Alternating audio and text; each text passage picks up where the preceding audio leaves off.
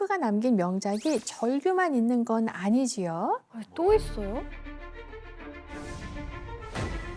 그의 대표작들 중에는 다음과 같은 작품들이 있습니다. 이건 뭐야? 흡혈귀라는 작품이고요. 혈귀. 네, 혈기? 이거는 마돈나입니다. 마돈나. 우리가 아는 마돈나요? 성모 마리아요.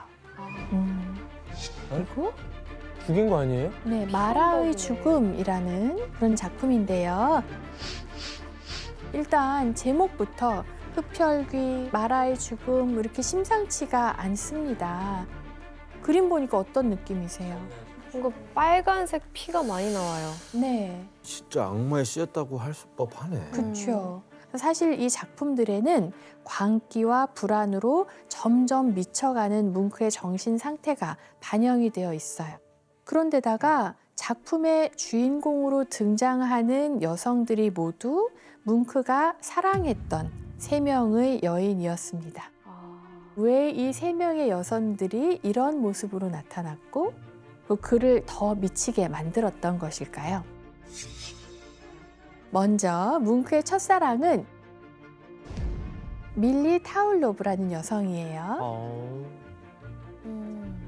1885년에 뭉크가 가족들과 여름 휴가차 한 휴양지에 갔다가 운명처럼 한 여성을 만나게 되는데 그가 바로 밀리 타울로브였습니다. 당시에 밀리는 사교계를 주름잡는 요즘 말로 셀럽이었고요. 신여성이었습니다. 스타일이 되게 모던해 보여요. 그렇죠. 샤넬 스타일이네요. 네. 그럼 당시에 밀리를 만났을 때 21살 청년이었던 뭉크는 어떤 모습이었을까요? 실제 뭉크예요? 네, 이게 20대 초반의 청년 뭉크의 모습입니다. 이렇게 풋풋한 모습으로 어린 청년이 시작한 첫사랑은 사실 처음부터 굉장히 위태로웠습니다. 심지어 밀리는 20대 청년 뭉크를 여성 혐오주의자로 만들었습니다. 어떡해. 그 이유는 뭐였을까요? 아, 남편이나 애인이 있었어요. 아우, 그렇죠. 이미 밀리는 유부녀였습니다. 금단의 사랑을 시작한 뭉크는 그녀에게 정신없이 빠져듭니다. 그래서 둘은 계속해서 밀회를 이어나가면서 불륜을 저질렀구나. 그렇죠. 그리고 뭉크는 첫사랑의 경험을 이렇게 회상합니다. 나는 회백색 해변을 따라 내려갔다. 이곳은 내가 처음으로 육체적 사랑이라는 새로운 세상을 배운 곳이었다. 그전까지 한 번도 알지 못했던 눈빛의 신비로운 마력을, 그리고 경험해보지 못했던 키스의 중독성을 알게 됐다. 두 사람은 1891년까지 6년 동안 불륜 관계를 이어갔는데요. 와, 오래 만났다. 그렇죠. 근데 뭉크는 정말 밀리가 언젠가는 이혼을 하고 자기에게 와줄 거라고 기대하고 있었어요. 그런데 드디어 밀리가 이혼을 했습니다. 뭉크가 그렇게 바라던 순간이었겠죠? 그런데 그 뒤에 뭉크는 충격에 빠져요. 왜였을까요? 다른 남자가 또 있었어요. 네. 어우, 이렇게 규현 씨가 이걸 유난히 잘하셔. 이쪽 전문가. 약간 피카소 때도 잘하셨어요. 네, 이쪽입니다. 저. 네. 밀리가 뭉크가 아닌 다른 남자와 재혼을 하고 만 거예요. 아유, 저 여자가 문제야, 저. 그러니까 뭉크는 자기가 그녀에게 그냥 외도 상대에 불과했다고 깨닫고 나서 정말 큰 상처를 받습니다. 저 가지고 논 거잖아요. 네. 아이고, 어떡해. 뭉크 인생에서 가장 큰 상처를 주었던 여자가 밀리거든요. 그러다 보니 이 여자와의 사랑이 끝나고 난 이후에도 평생에 걸쳐서 이 밀리와 관련된 감정을 표현한 작품들이 좀 많아요. 그중에서도 이별이라는 작품인데요. 두 사람이 처음 만난 게 여름이잖아요. 그래서 지금 밀리는 그림 속에서 여전히 한 여름밤의 여신과도 같은 아름다운 모습으로 등장을 하고 있지만 뭉크는 화면 구석에서 그녀에게 시선조차 받지 못하고 있는 장면으로 표현되어 있죠. 자신의 고통스러운 감정을 표현하고 있는 것이 아닐까라는 생각이 드네요. 마음이 아파. 교수님, 그러면 이 첫사랑이 잘 안 풀리면서 뭉크는 어떻게 됐나요? 한마디로 얘기하면 밀리와의 사랑이 잘 이루어지지 않아서 뭉크는 흑화합니다. 흑화. 이때부터 여성을 이제 약간 두려워하고 그리고 혐오하기 시작하는 거죠. 아유. 그래서 이러한 뭉크의 여성에 대한 생각이 잘 드러난 작품이 아까 여러분 보신 흡혈귀라는 작품이고요. 별기.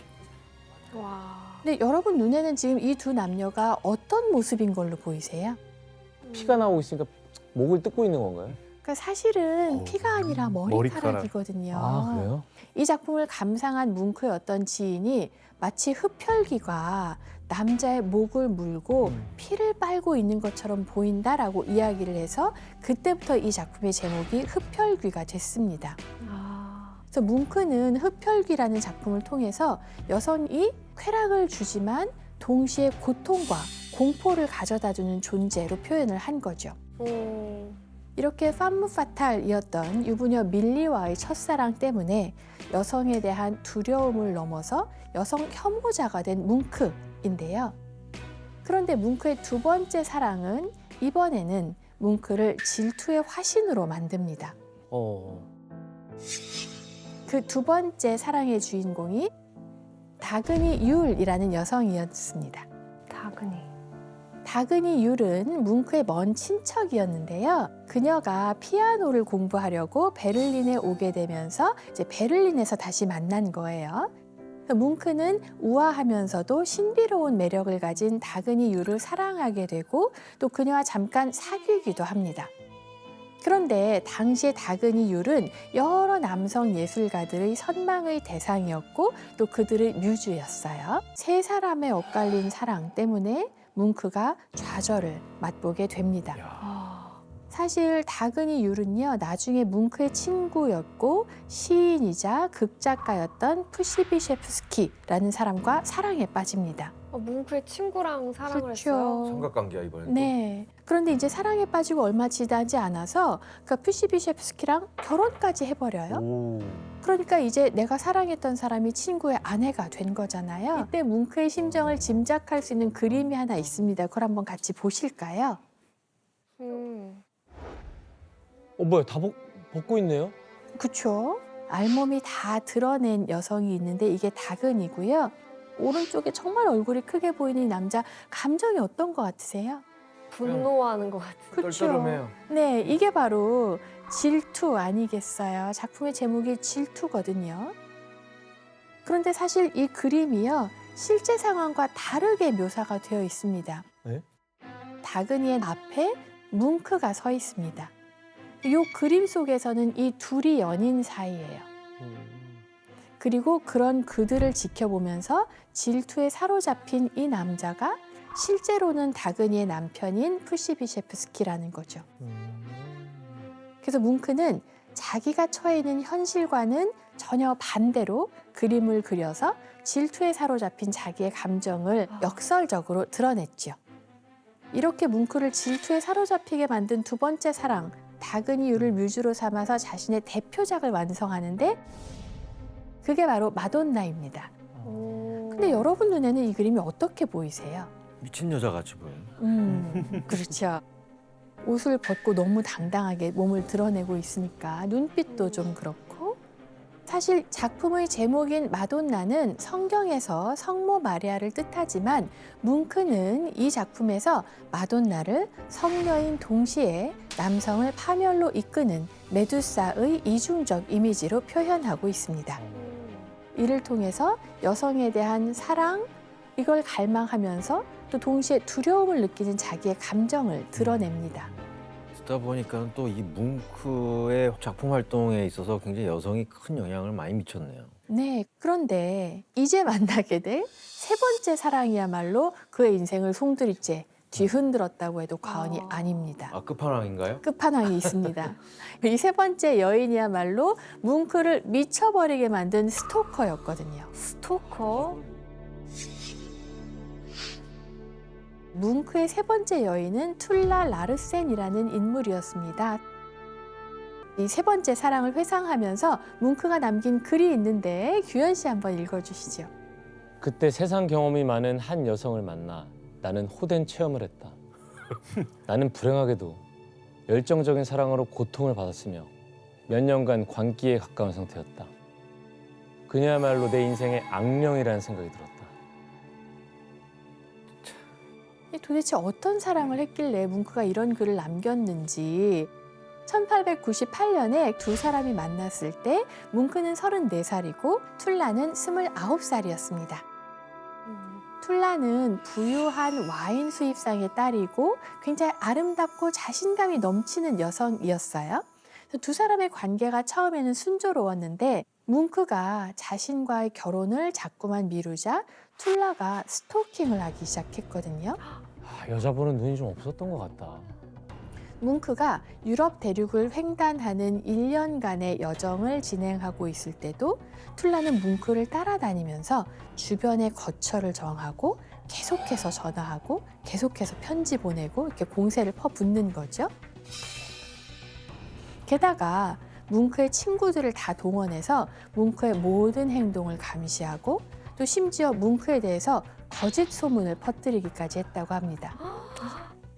뭉크가 부유한 자신한테 빌부터 살면서 돈을 다 빌려다 쓰더니 이제는 나를 헌신짝처럼 버렸다 이런 소문을 내기 시작해요. 아니, 음해까지 했던 거예요? 이러면 질려.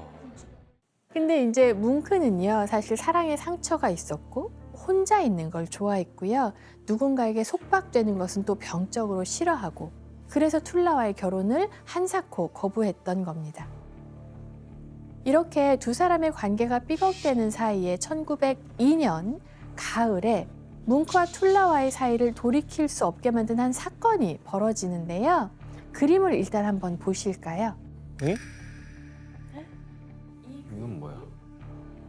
바로 그 사건을 겪고 뭉크가 그린 마라의 죽음이라는 그림입니다. 그림 속에 피를 흘리고 죽은 것처럼 누워있는 남자가 뭉크인데요. 침대 옆에서 벌거벗은 몸으로 당당하게 서 있는 여성은 바로 툴라입니다. 대체 뭉크와 툴라 사이에 어떤 일이 벌어졌을까요? 뭘 겪은 거죠? 뭉크가 자꾸 자신과의 결혼을 거부하자 툴라가 극단적인 방법을 쓴 건데요. 툴라가 권총을 들고 자신과 결혼하지 않으면 자살하겠다면서 뭉크를 협박을 했어요. 그 뭉크가 이를 말리다가 그만 총알이 발사됐는데 그 총알이 뭉크의 왼쪽 가운데 손가락을 산산조각 내고 맙니다. 총알이 박힌 게 선명하게 남아있죠.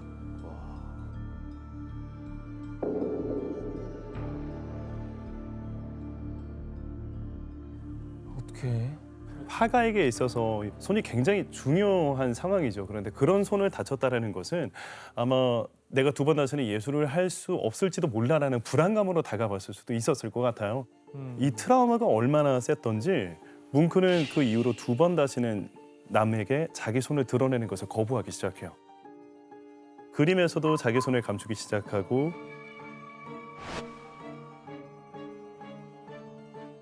사람들을 대할 때는 언제나 장갑을 낀 상태로만 만났었다라고 해요. 그게 콤플렉스가 됐나 봐요. 그런데 사실 이 사건의 결말이 더 충격적인 데는 또 다른 이유가 있습니다. 이렇게까지 하고 3주 뒤에 툴라가 새로운 남자를 만나 파리로 떠나버렸습니다. 결혼 안 해주면 자살하겠다던 사람이 다른 남자를 만났어요? 그 남자도 직업이 화가였다고 해요. 그러니까 이제 뭉크는 툴라와의 총격 사건으로 정말 붕괴되고 말았다고 보시면 될 것 같아요. 자, 이렇게 20대 초반부터 30대 중반까지 새 여인을 만나면서 사랑의 상처로 고통받은 뭉크는 온갖 공포증에다가 피해 망상에까지 시달렸는데요.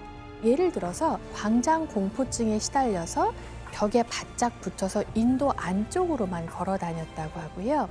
급기야는 충동적으로 주변 사람들을 총으로 위협하는 일까지 생겼다고 해요. 뭉크와 갈등이 있었던 한 예술가가 밤에 뭉크를 찾아온 적이 있었는데 뭉크는 그를 보자마자 대화도 시도하지 않고 바로 총을 발사했다는 거죠.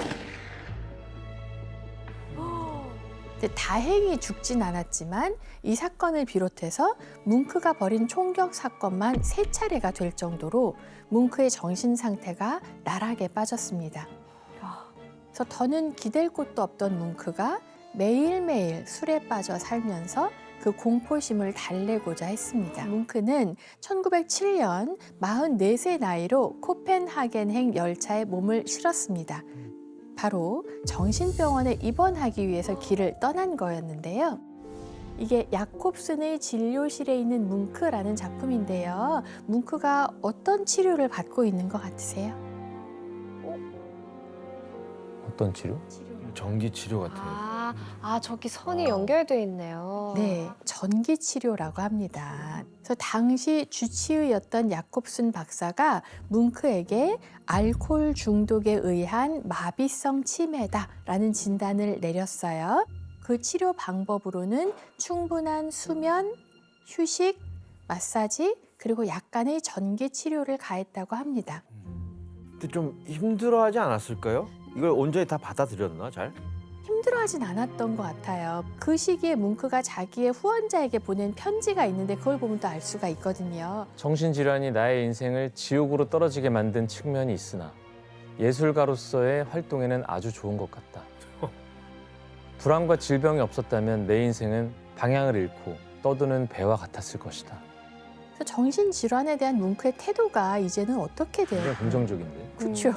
그러니까 어떻게 생각하면 뭉크의 생애 내내 그림자처럼 자기를 따라다니면서 괴롭히던 불안, 고통 이런 게 화가로서는 작품 활동을 하는데 원동력이 되었다. 그 자신도 인식하고 있었던 것 같아요. 그래서 이렇게 뭉크는 한동안은 정신병원에서 치료를 받아야 되는 상황이 됐지만 그와 동시에 화가로서는 명예로운 일들도 일어납니다. 1908년 뭉크의 작품을 아꼈던 그의 절친이 노르웨이 국립미술관 초대 관장으로 부임을 하게 되거든요. 그래서 뭉크의 주요 작품들이 미술관에 팔리고 소장품이 됩니다. 또 노르웨이 국왕으로부터 기사자귀까지 수여를 받았거든요. 악마의 화가라고 비난을 받았던 뭉크가 이제 고국 노르웨이를 대표하는 화가가 됐습니다. 그러면서 새로운 영역에 다시 한번 도전하게 됩니다. 바로 1911년에 오슬로 대학 설립 100주년을 맞아서 벽화 공모전이 열렸고 뭉크가 이 공모전에 도전을 하는데요. 이 공모전을 통해서 세상에 새롭게 선보이게 된 작품이 바로 태양입니다. 오, 느낌이 완전 다른데요? 눈이 부셔요. 네, 진짜 태양 같아. 뭉크는 태양을 통해서 미래의 희망과 에너지를 표현하고 있습니다. 사실 우리가 처음 오늘 이야기 시작할 때도 뭉크 하면 절규만 많이 떠올리시는데 제가 예전에 노르웨이 살 때 친구들한테 잠깐 물어봤더니 오히려 현지인들은 절규보다 이 작품을 더 좋아한대요. 그래서 1000크론의 화폐 앞면이 뭉크였고요. 뒷면이 이 작품이 그려져 있을 만큼이나 노르웨이 사람들도 굉장히 좀 좋아하는 작품으로 알려져 있어요.